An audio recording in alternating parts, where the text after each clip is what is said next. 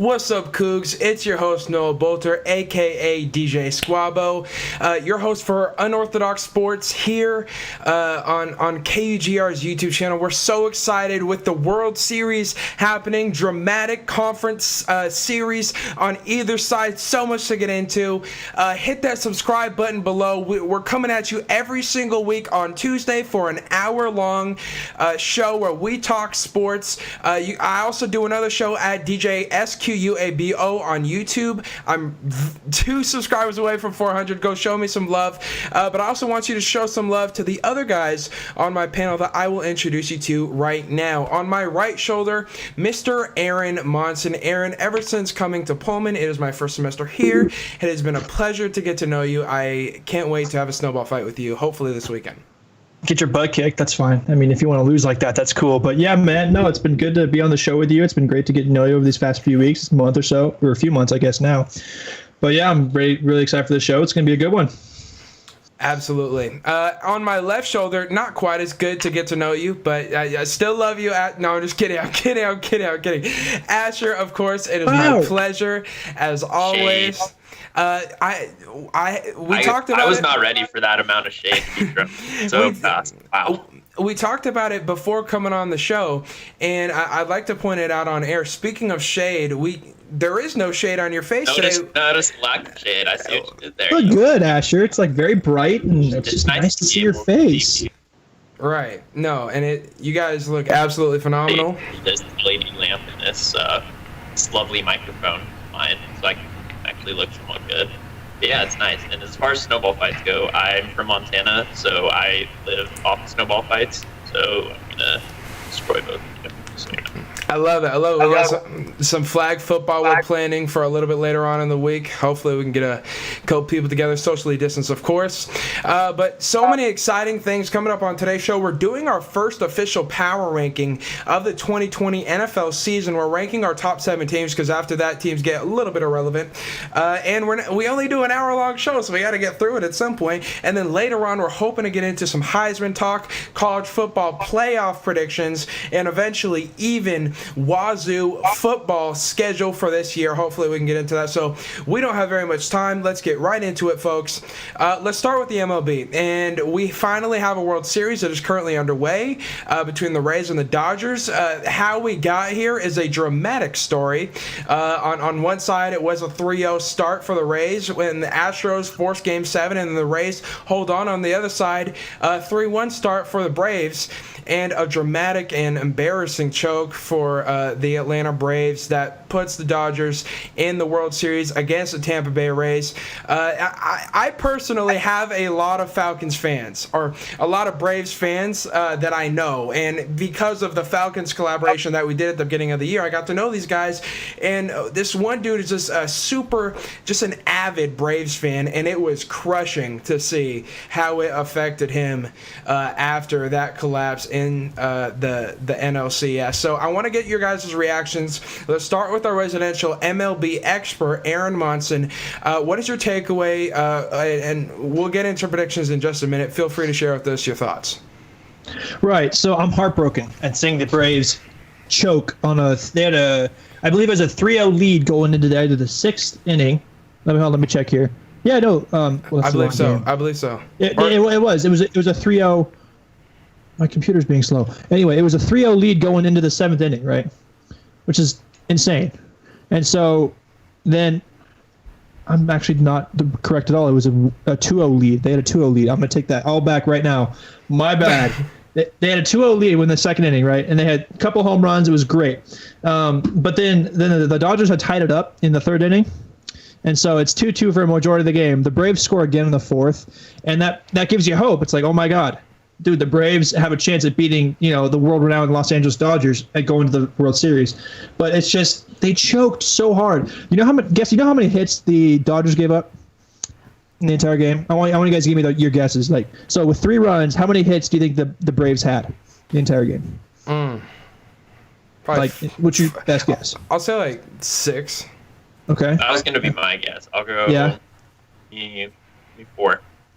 They had 3 hits the entire game with 3 runs. Jeez. That's not good. And do you know how many hits the Dodgers had? the entire game with 4 runs. Asher, what do you think? Go 9. 9? I'm gonna go lower. I'm gonna say 7.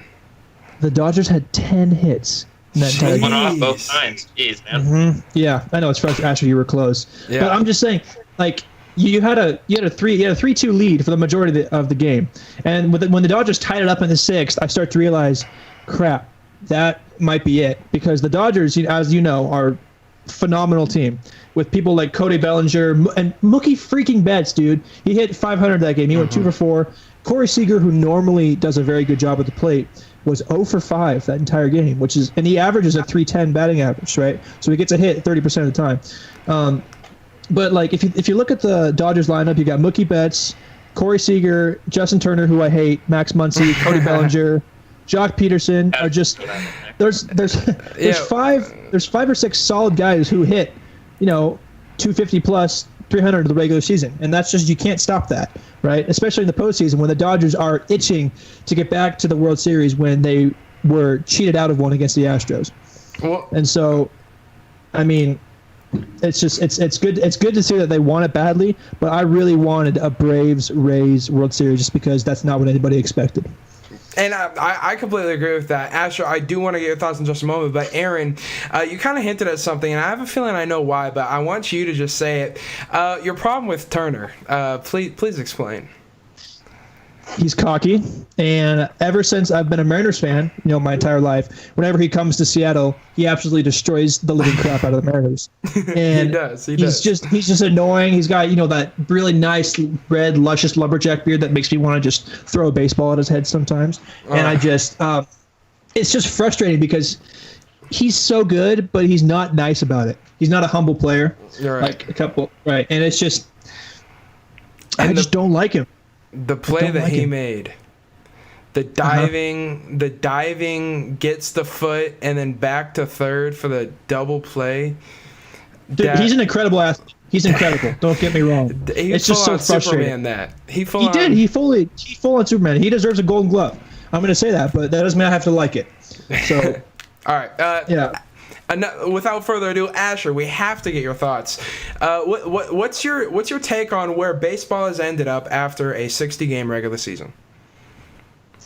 Where it's ended up, it was interesting because a lot of people are just used to 162 games. I think is what normally is for baseball, but I'm with Aaron on this. I really wanted the Braves and the Rays World Series, kind of mix it up a little. The Braves and the Rays haven't been a really long time. I think the Rays' last appearance was 2008. That was their first appearance ever.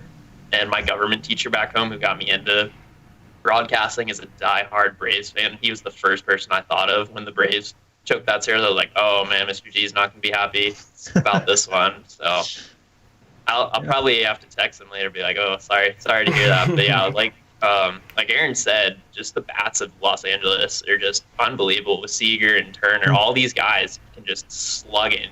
Just knock it right out of the park. It's crazy. And on defense, too, you see Turner with that play. You see Mookie Betts Bellinger robbing that home run. I forgot it was who Betts, it was, right? It was Betts. Yeah, it was Mookie. I thought it was Mookie Betts. Betts. Right. It was Mookie Betts. Yeah. Yeah. Their outfield is just tremendous, and that's what you would want when you sign a guy like Betts with how big that contract was. So I think that's going to be the biggest issue for Tampa Bay in this series is how does their pitching handle the bats of Los Angeles, and how can they keep up with all the hits generate off guys like Seager and Turner? Well, and Tampa in their last series against the Astros, they went 4 outfielders, and that was working pretty well, leaving second uncovered and trying to prevent an extra base runner. And it ended up working out against the Astros, but they did make it a lot closer than it should have been. I want to get into our predictions for this series. This almost feels like a MTB, meant to be year for the Dodgers after playoff woes. So I'm going to say my prediction. I'll let you guys get into it first. Let's go back to Aaron. What is your prediction for the series? So, prediction-wise, in my heart, I know this is going to go to a Game 7. I just kind of feel it in my gut sort of thing, just because of how good the Rays have been playing all year. Obviously, they're in the World Series, but it shows how badly they wanted it, and they clutched up. They almost gave us a 3-1 deficit against the Astros, and the Astros are still good, obviously, but they obviously wanted more. And so, beating a team that cheated like that, I think gives you a confidence almost in a sense. And but going up against the Dodgers, it's just, I don't think with a pitcher like Clayton Kershaw, who's on the mound right now in Game 1, it's in the bottom of the 3rd inning, I believe, right now. It's just Clayton Kershaw is a beast, and he's, I think, top 2 pitchers in the MLB right now. And I just don't think with a pitcher like him, you can win a World Series, because I guarantee you he'll pitch at least twice in this series. And if it goes to a Game 7, I'm sure that they'll put him in then. But I think it's going to be Dodgers in 7. That's what I think it's going to be. Okay. Very respectable. Asher, let's go to you.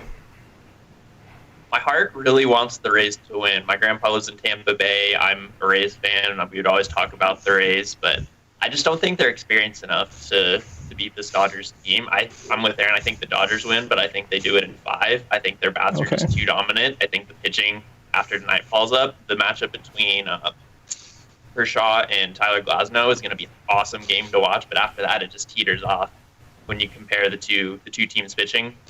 But credit to Tampa Bay, their rookie Randy Rosarena, most home runs in postseason by a rookie ever. He's been phenomenal to watch. I just don't think they're experienced enough. I completely agree with your guys' sentiments, but I also think that. Oh, okay. Can I touch on one thing before? Go ahead. I'm sorry. Yeah.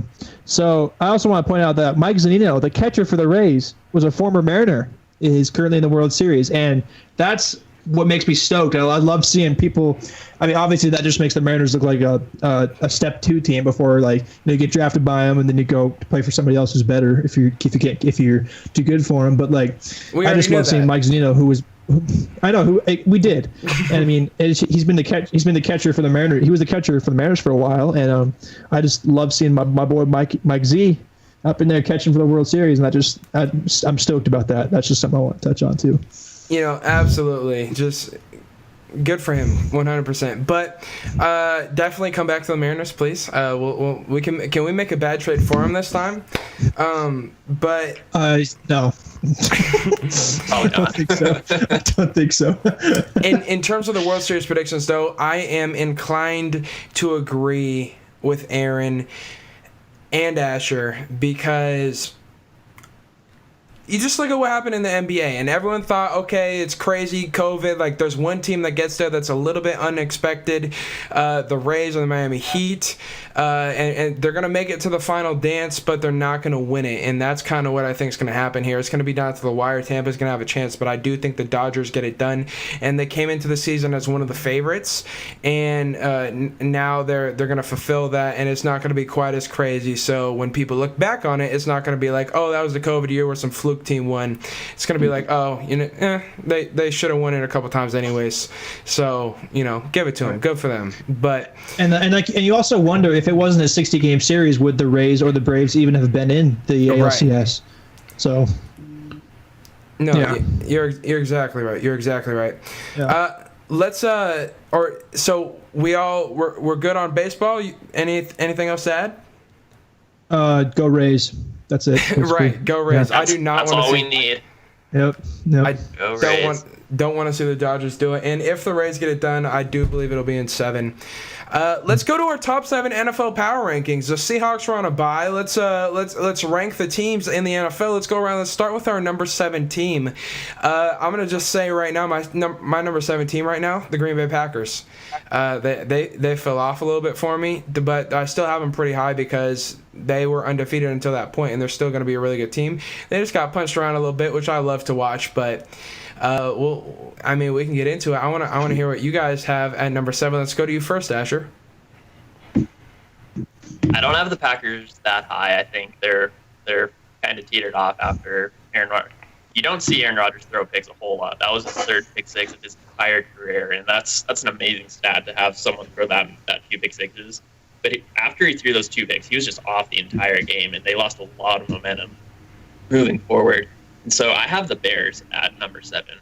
A lot of people are still asking whether they're contenders or not. Their schedule hasn't been the greatest, but they're 5-1. They're top 7 in yards allowed per game. they got the win against Carolina. Their schedule, a lot of teams in the top 7 have a really tough schedule these next 4 or 5 weeks in the middle of the season, and the Bears aren't any different. But I think the Bears are getting real close. Nick Foles has Allen Robinson and some other good weapons up in Chicago. I like them at 7. Man, controversial. Aaron, let's go to you. Yeah, no, I agree. I don't even have Green Bay in my top 7. I put them at number 8. If I were to put them anywhere, that's where I would put them. My number 7 team right now is Baltimore, though. I have the Ravens down there at the number 7 spot. That's a little low for Baltimore. Yeah, it is a little low for Baltimore, but I just feel like there are better teams out there. You know, I mean, their schedule has been okay so far. I mean, they just played the Bengals. The Bengals, yeah, right. And they almost lost to the Bengals. It was a super close game against the Bengals. Like, dude, what? It was the Eagles. The Colts. It was the. Colts, Oh, you're. the Colts Yeah, I'm beat sorry. Bengals. It was You're a right. trick question. Yeah, Gotcha. right. So, but like, they almost lost to the Eagles, who are 1-4-1. Like, dude, you should be blowing out teams like that. I feel like, and I mean, I agree that they're a top 7 team, but anywhere else besides that, I just don't think. You know, they won by 2. It's just they gave up 22 points against the Eagles in the fourth quarter. 22 points. It's a little close. That sounds like 22 points. That sounds like foot off the gas to me. That sounds Yeah, like foot off the gas. exactly. And that's why I don't put them so low, because I'm not so concerned. But you guys are going to notice something about my list. There's going to be something missing, and we'll explain that in a little bit. But that you'll see why Green Bay is my number 17. And also, I learned something principally last week that I was testing it out for this year. I wanted to see. I heard someone say it on a very popular show, and I agree with it. But I wasn't sure, and I bet against it last week, and it bit me in the butt. And so I'm changing it, and this is going to be my philosophy moving forward. Great head coaches coming off of embarrassments, especially on national television or in America's Game of the Week. The following week, bet on them. Take them. Noah, you're kind of lagging a bit, buddy. Oof. Am I good now? Are you getting me or? A little spotty there. Yeah, but I think you're a little bit better now. Just like talk a little slower, maybe, and just we can find out. Okay.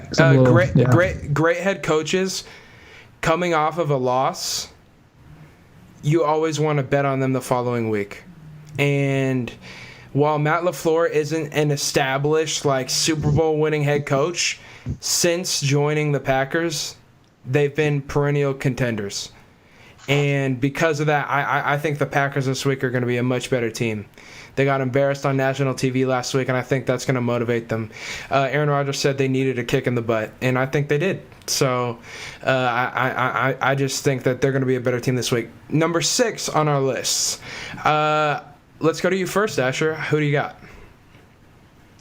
The people that kick Green Bay's, but I got the Bucs at 6. I think they're starting to pick up some steam. Ronald Jones looked really good. He almost beat me in fantasy, but fortunately the guy I played against forgot to switch out his quarterback and his tight end, so still undefeated. Fingers crossed. Knock on wood. Tom Brady's looking a lot better. I think he's kind of starting to find his offense a little more. A lot of people are wondering how fast it would take for him to come in and learn this new system. He spent all those years in New England under one coach and won all those Super Bowls with Bill Belichick. Mike Evans wasn't really as involved, but moving forward, him and Chris Godwin are one of the best wide receiver tandems in the league. And so coming out with a Saban win like this definitely ups their ranking. Okay. I'm inclined to agree. Let's go to you, Aaron. I agree with Asher. I have Tampa Bay at 6 as well. Tom Brady put up 28 points in the second quarter of this game. Almost said inning. Watch too much baseball, but I mean, it's just like you said, with him and Chris Godwin are unstoppable. And I didn't play him this week in fantasy, which I'm kind of glad about because he threw a couple picks, didn't he, against the Packers? Brady? Yeah, Brady threw a couple picks. I think he had like one. He had one pick. Well, anyway, he had less points than Bridgewater did for me, which is shocking. But But he saw Gronk a few times. Gronk racked up some points, 78 yards and a touchdown. You love to see those numbers from his old go-to guy at New England, which is cool to see. And I just think that Tom Brady is, like Asher said, he's finally settling into Tampa Bay, and he's understanding like how different it is playing there, and like he's just adapting well, just because he's the GOAT, and so he's able to adapt like that. So unfortunately, my number six team, I say it's the Buffalo Bills right now. I say they've lost two games. One of them a little bit more embarrassing to a team that hadn't practiced in 2 weeks, and the Tennessee Titans. The other to the Kansas City Chiefs, and not as embarrassing. They just got Patrick Mahomes, but Buffalo's still a really good team. They're going to have a chance to contend in the AFC. I think they're a divisional round loss, but I do have them on my list at number 6. I'm sure in just a little bit too. Let's go down to number 5 now. Asher, who's your number 5 team? Not the Bills, I will tell you that. I have those games I talked about in Philadelphia in 4 of their 5 games, and I have them this low because their schedule hasn't been as good. They beat the Browns, the Texans, Washington, the Eagles, and the Bengals, and those are, I'd consider that most of those bottom tier teams. So their schedule coming up, they have the Steelers, the Titans, the Colts, and a lot of the teams I have in my top 5, which is the exact same 5 teams as CBS top 5 power rankings. I'm really proud of myself for that. Saw that afterwards. The order's a little different, but if you are, Lamar Jackson is looking good. He will do what Lamar will do. He can get out of the pocket, run for 80 yards just on a moment's notice, like he did in Philadelphia. I think he was the reason they win that game. He had that touchdown against them. They weren't able to contain him. That's my reason. I got Ravens at 5. Aaron. So I also have the Bills at 5, just because. Or did you guys say the Bills? So no, Squabble, you said you had the Bills at 5, yeah? Is that what you said? I said Tampa or 6. He hasn't gotten. Oh, he hasn't gotten to his 5th yet. Okay, well, I have the Bills at 5, just because I think that Josh Allen's been a carry for him so far. He threw a pick, against the Chiefs, but when you're playing the Chiefs, that's what's going to happen. I mean, 122 yards, 14 of 27. That's That's not an amazing. Not an amazing stat, I guess, but winning against the Raiders, like winning against the Rams is huge. Like winning against the Jets, the Dolphins, and that's an okay record, I guess. Like those are teams that you can beat easily, but playing against the Rams and beating them, and having their 2 losses being against the Titans and the Chiefs, which I think are both very reasonable losses. I think that the Bills are sitting comfortable at number 5 for me, and that they're just going to keep. I think they're going to hang out in top 5 for the rest of the season. I think as of right now. I sure hope so. I sure hope that you're right. I'm not going to necessarily agree with that, but they're my number 6 team, so good for them. Number 5, I go to Tampa Bay. I was really impressed by the way that they really spanked Green Bay. I think Green Bay is still a top 7 team, clearly. So the fact that Tampa Bay did them like that, that's a great thing, and I'm really proud of Tampa. And I think moving forward, they're a really good team. Their defense extremely impressive. Their front seven's really good. Murphy Bunting in their secondary is playing some pretty good balls, as well as Winfield, even though he makes boneheaded plays at times. He's a young player, though, and he'll continue to grow. I think offensively this team is starting to find some rhythm. Defensively, they got their swag, and they got some dogs, and they're going to come after you, and they're going to go after your quarterback. And they're really relentless. So I say Tampa Bay at number 5 right now. I'm curious to see where Aaron has them on his list, if they're still coming, but I'm sure that they are. Let's go to Mr. Controversial Man, Aaron. Let's go to you, Asher, though. Who was your number 4 team on your power rankings this week? I got my Steelers at number 4. Some people had them at number 1 or 2. I don't want to put them there yet because their schedule has still been a little on the soft side.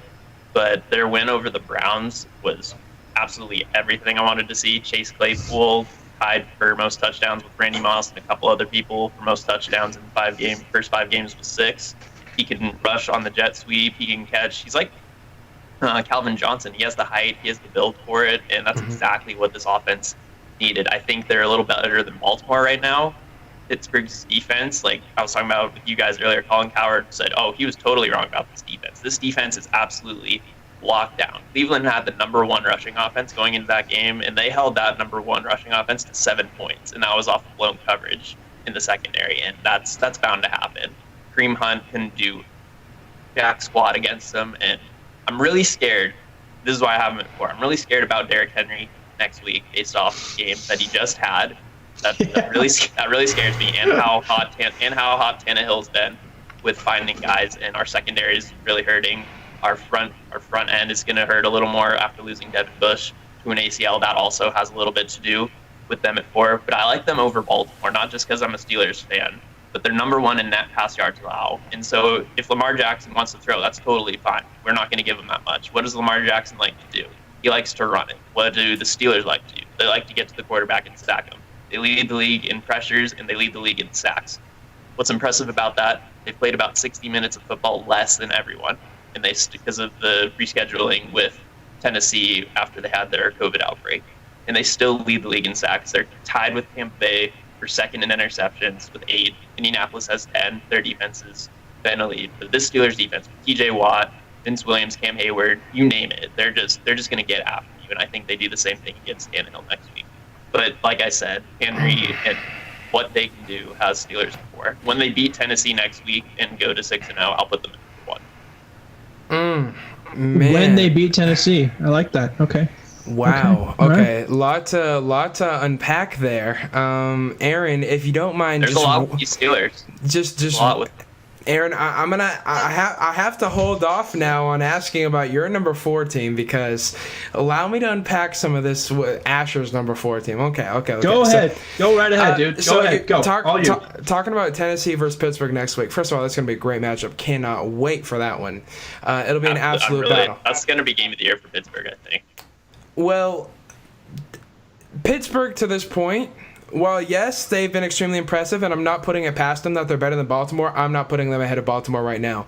And I am the minority on the show that's going to do that. But the reason that I'm doing that is because if Pittsburgh played Kansas City too, they'd have a loss as well. Like, they've played a bunch of garbage teams to this point. Like, Cleveland put up 51 points on Dallas. The Giants almost got there too. Like, that's not a big deal.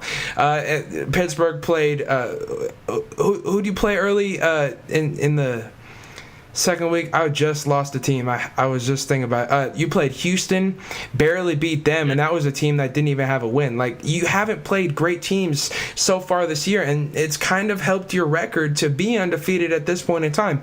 The same could be said for Seattle. Like, we haven't played the cream of the crop yet, but we're about to starting this week, and we saw what that team just did to Dallas. So in terms of Pittsburgh, I'm not putting them in front of Baltimore just yet, because I feel like if Pittsburgh would have played Kansas City, Pittsburgh would have a loss as well. It would be definitely close for sure. And the thing that I heard about Kansas City is starting to rely less on Patrick Mahomes. They're not totally having him carry the team on his shoulders and relying more on the run game. Because Edwards-Helaire, who had a phenomenal game against the Bills, is second in the league in total rushing yards. And with the Steelers being able to contain the run like that, I think they would have a more favorable matchup. How talented Mahomes and Kelsey are. All right. Now that we've kind of unpacked that a little bit, what are your power rankings this week? So I know I'm supposed to be the controversial guy, right? But this is just gonna sound like I'm copying Asher, but I also have the Pittsburgh Steelers at number 4, just for every single reason. I know, just for every single reason Asher just stated. Like, I know, they're popping off, dude. Undefeated. They crushed the Cleveland Browns. Absolutely crushed them. The only reason I don't have them higher is, like, I know I'm going to keep on bringing up these close wins, but I mean, 38-29 against the Eagles is kind of suspicious to me. It's a little sus. Like, I honestly feel like just how the Eagles are playing right now, they should be blown out by teams like the Steelers. And I'm just kind of confused, but I'm loving it at the same time. So I mean, he just kind of pops up once in a while. It's funny though. That was probably one of the Steelers' best draft picks of my lifetime. Is Chase Claypool. He is. I think he's going to be a superstar. Yeah. He's only played 6 games since needed, and Big Ben is really toning down his mistakes. He still can throw a deep ball. A lot of people were wondering if he'd be able to come back from having surgery on his elbow last year, but you see, he can do it just fine. Claypool will go up and get it. Yeah, no question about it. Claypool is just popping out to the scene everywhere. He's making plays phenomenally all over the place, and it's just ridiculous how he's been able to pop onto the scene so readily. I saw him coming out of college. I thought he looked like a good prospect. I didn't think he looked this good. Just a phenomenal steal. What was he, second round pick by the Steelers? Third? I think it was second round pick by the Steelers. And you went in the second round, yep. An incredible job finding wide receiver talent once again. But my number 4 team is not Pittsburgh. I go to Tennessee, and I think 4. I don't know. I think he might be the imposter. Pittsburgh plays them this week. There's going to be an opportunity. Pittsburgh is the deciding vote, but it's between Pittsburgh and it's between yellow and blue, essentially. One of them's getting voted out, and it's getting decided on Sunday, and that's what I can't wait to see. So 2 for now. I'm just going to leave Tennessee sitting at that number 4 spot, just because, they duked it out with Houston, and Houston's very unimpressive. Took them to overtime, but thankfully for my betting predictions, they spread, which is great. But in terms of this week, I think it decides a lot of things between Tennessee and Pittsburgh. Let's go to you, Asher. Who's your number 3 team on your list? Season for both teams, Tennessee and Pittsburgh, but you'll be even more surprised with my next 3 teams based on where I have Tennessee, but we'll get into that a little bit later. I have the Chiefs at 3 right now. I think Edwards-Helaire, I like the Chiefs right now. They're coming off a good win against the Bills. Edwards-Helaire is starting to bloom. Like I said earlier, he's second in the league in total rushing yards at 161 against Buffalo. They held Allen, like you said, Aaron, to a season low 122 yards. And that's something we do not see from Josh Allen a lot. He said after the game, I have to play better, and he totally knows that. But way to go for Kansas City to just take advantage of that. Kelsey had a couple touchdowns. That combination is probably the best in the league, I think, Mahomes and Kelsey. I'm trying to think of another quarterback and tight end or even wide receiver that compares to them. I can't put anyone else above them right now. So I'll put the Chiefs at 3. I have them at 3 though, because their defense, they gave up 40 to Las Vegas, and that's not something you want if you're an Andy Reid team, especially with the talent you have on the defensive end. So I'll leave them at 3, but I like where they're going. Aaron, my number 3 team is Tennessee. Actually, I have the Titans down there at number 3. Basically, for a couple reasons. For one main reason is just Derrick Henry. He's an absolute beast. He's got 588 rushing yards already. He's got 588 through 6 games. That's almost over 100. That's almost 588. What? I'm just going to do the math just because I can. 98 yards a game, averaging exactly 98 yards a game. Those numbers are ridiculous. And especially for a guy how tall he is. How tall is he? 6'5". Is that what tall he is? 6'3", I think. 6'3", 230. No, he is not. Those no, aren't running back 6'3". stats, He is bro. 6'5". He is not. Is he a full 6'5"? Hold on. No. I'm pretty sure he's 6'5", Derek. 6'6". That's a 6'5" man right there, and he's like 270. Someone fact check me. Oh no, Asher was right. He's 6'5", I'm sorry, 6'3", 238. That's how tall he is. I don't buy that. I don't buy that. Because the reason that I say this, and I'll give you my source, Shannon Sharp. And Shannon Sharp, I believe, seen him in person a couple of times, and he talked about he looked more like 6'5", 270. That's where I got that from. So, just from someone. It's definitely possible because you see that in the NBA too with Kevin Durant, how he said he was 6'9", but really he's closer to like 6'11", 7 foot. I've never understood. Nah, ESPN.com says he's 6'3", 247. I mean, even if he's 6'3", 6'4", 6'5", it's unfair how fast he is. It is. Like, on that 90-yard touchdown, speed he had from those cornerbacks. That's unreal. Being that big, it's kind of like Zion Williamson. He's kind of like Zion Williamson a little bit, right? Where you're not supposed to be able to run that fast or jump that high like Zion does, but Derrick Henry runs stupid fast, and he was a second-round pick. Like that's shocking to me. He was a second-rounder. You never really expect that, and it's crazy. He also, you know how many yards he averaged against the Texans, like per rush? 9.6. That was roughly what he averaged in high school. Bleacher Report tweeted out his high school career. Oh my goodness, those numbers were it's crazy. Mad numbers. It's not fair.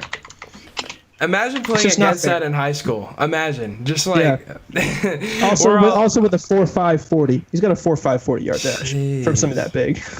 That's Absolutely dude. ridiculous. Let me quote my buddy Patch. We watched a whole lot of football together. We were watching this game together. After he made that play, Patch looks at me. He's like, "Dude, it's like Henry. It's like when you're like playing football with your little brother and his friends, and like you're like the one guy that's just like try-harding with a whole bunch of kids, mossing people and stiff-arming people to the ground. That's what Derrick Henry is doing." I saw the comparison, making him like your custom Madden character, like 99 overall stats just off the charts, and then he's just doing that. That's the comparison I saw. For size, crazy. He's a glitz. He's a cheat code. So this is our number 3s on our list, right? Asher, that's your number 3. Mm-hmm. That was my number 3, Kansas City. All right, Aaron, let's go to you. Number 3. My number 3 was the Titans. Right. It was the Titans. I was like, someone said the Titans, right? I was like, yeah. You're like, how did we get to talking about Derrick Henry and all the yards? Yeah. Right. Yeah. Something about monsters or embarrassing people. Number 3 for me, I got the Pittsburgh Steelers. I think Pittsburgh has been dreadfully impressive. I was really down on these guys heading into the year. Not like down. I thought they were going to go like 8-8, 9-7. Maybe 10-6, maybe, but they're undefeated right now, and they're playing really, really good football. I'm concerned this week, a week where Tennessee played a team close and you guys blew a team out. So if anyone's going to be more motivated, it's going to be Tennessee. That's what I'm concerned about with Pittsburgh. But their defense, I was never down on their defense. I thought your defense was going to be phenomenal. I just thought Big Ben didn't have it anymore. I was wrong about Big Ben. Big Ben, some of the balls that he was throwing in that game just perfectly, leading his wide receivers. He doesn't need footwork. He doesn't need mobility, even though he has it a little bit. Like but he doesn't need it. He sometimes at this point in his career, he walks around the pocket like Phillip Rivers. Like it looks like a little bit limpy, a little like just let me get rid of this football. But his ball doesn't come out like Phillip Rivers at all. It's so much more accurate. And even though they were in the same draft, he clearly has been the better quarterback. So for Big Ben, just props to him, credit to him. That's why Pittsburgh is number 3 on my list, because Big Ben has been so impressive. And Claypool. I love Claypool. Really happy for Claypool. The next spot that we have to discuss, the second spot on our list, Asher. Let's continue the same order. Let's go to you. Who's your number 2 team? I know you two aren't going to like this based on your geographic location, but I have the Seahawks at number 2. They're not number 1, and I have an argument for it. Aaron, I know we were talking about it earlier. Yeah, just hear me out. Okay. All right, go. They are dead last in yards per game. They're giving up 471 yards a game. That is not okay for any team to give up that many yards in a game. And the season's still young, but they haven't played the greatest of teams, and they're still giving up that many yards. I have them at 2 because Russ is MVP so far, leads the league in touchdowns. DK Metcalf's coming out as a superstar, but that defense, I can't put that defense at number 1. Just no way. Opponents have 50% efficiency on third down. They're still missing Jamal Adams.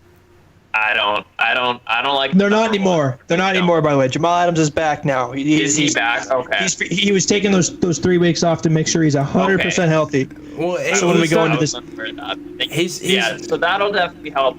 That definitely helps justify their because we want to have that defense. Yeah, we want to have that. We want to have that. I can't put that. Because we just wanted to be 100% sure that we would have him against the Cardinals. That's why he was just sitting out for a couple games, because these are the games that really matter. These up and coming ones. So. No, I 100% agree with that, but just for the record, he is not 100% for Sunday. Like, they haven't confirmed. They said they're going to wait till later in the week to confirm him. But this is definitely... I thought it was. No, this is definitely the date that they've been building towards, and I wouldn't be surprised if he plays Sunday, but he has not been confirmed because they're pushing it off. They're saying it's a day-by-day kind of thing. Or at least that's what Pete Carroll said. Oh, okay. But, Aaron, let's go to you. Who's your number 2 team in the NFL right now?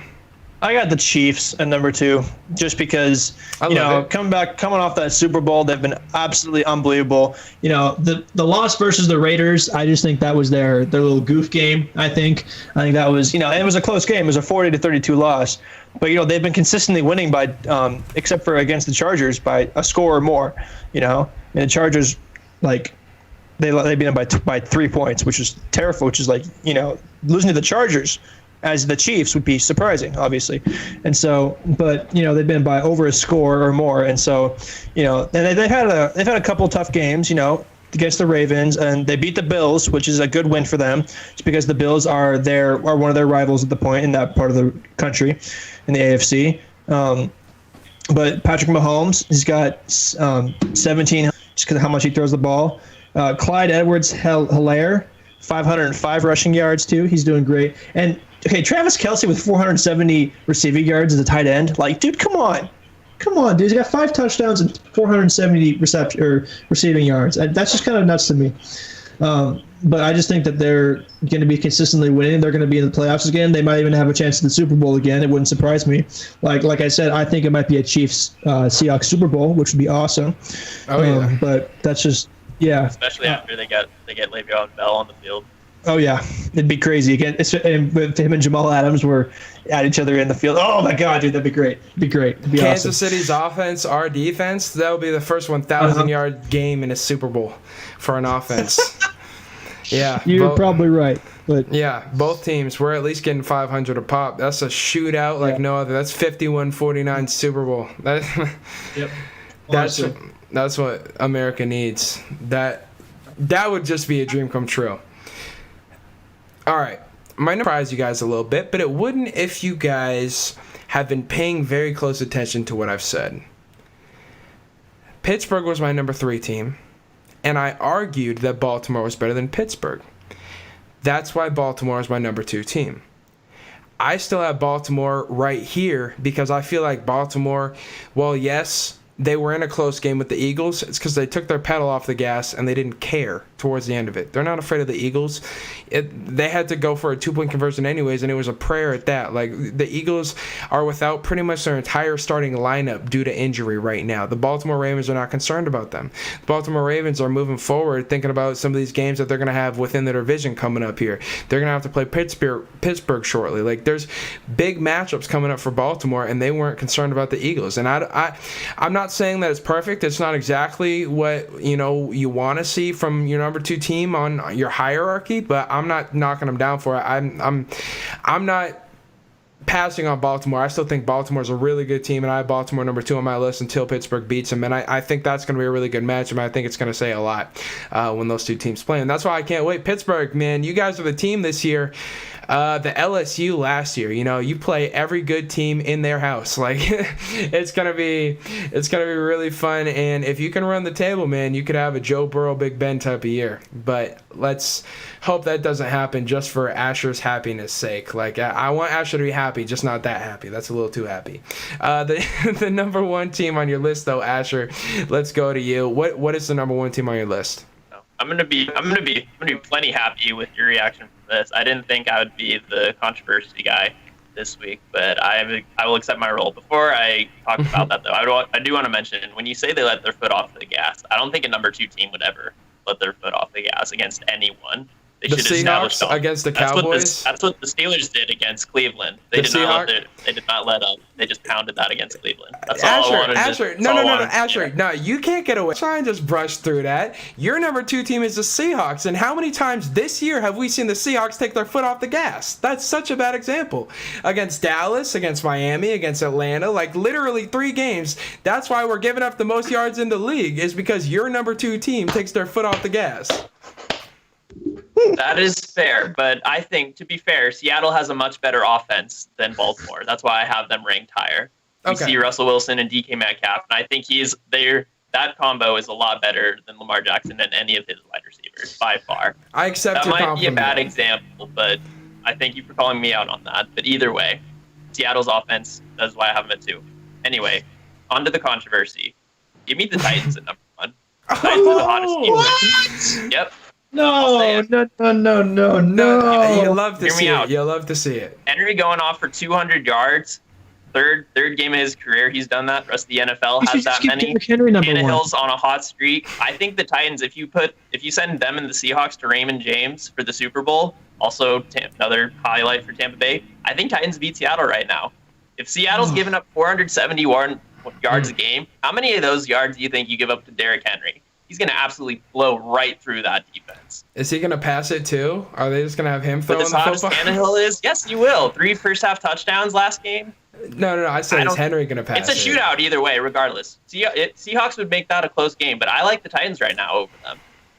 You know, you would think I'd argue with that more, but I honestly would not be surprised to see Tennessee win, and I have no problem with you putting Tennessee number 1 on your list. I really think, like, Tennessee's Jadeveon saw it before the year. They've been hot towards the end of last year. Tannehill was just Gase in Miami, and we see the Gase effect on, like, Darnold. I think wherever Gase is, his quarterback sees ghosts, and he's a quarterback killer, and that's why Tannehill is thriving in Tennessee. I think Tennessee's legit. I buy him. I respect your ranking. Let's go to you, Aaron. Hey, I appreciate that, man. I do. I really do. I think with Vrabel in Tennessee, I think they're lethal right now, especially with the game Derrick Henry just had and how Tannehill's been performing. I think they're good right now. I'll probably change my power rankings after they play the Steelers, because like the Steelers, like the Chiefs, their schedules have all been everyone in the top 5. They play some of the top 10 teams in the next 4 or 5 weeks. So I think after week 10 or 11, I think the real contenders for Super Bowl will start to pull away, because a lot of people have the similar records. You have